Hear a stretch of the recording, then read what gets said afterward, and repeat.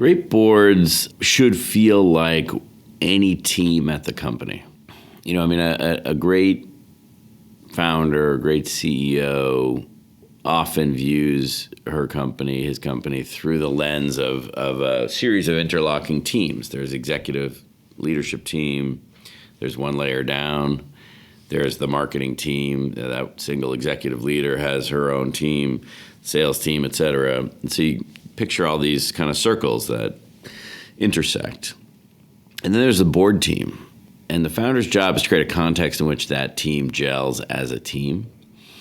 Generally speaking, the leader of the company is a member of that team, but also reports to that team. And that's where it can get hard for that person to create the norms and to bond that team. But that's essential.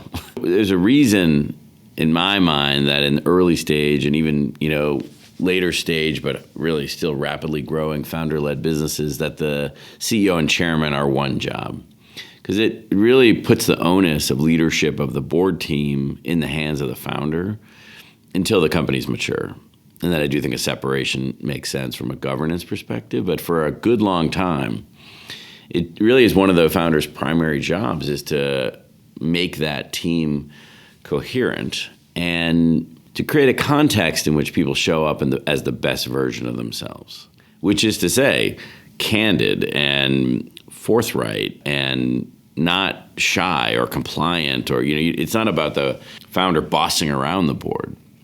Just as it's not about the founder bossing around the executive leadership team. It's about getting the best out of those people, because there's a version of me who can be disconnected, who can tune out to a certain extent, I'm probably not inclined to be bossy and domineering and overly challenging, but there's certainly a lot of VCs who are.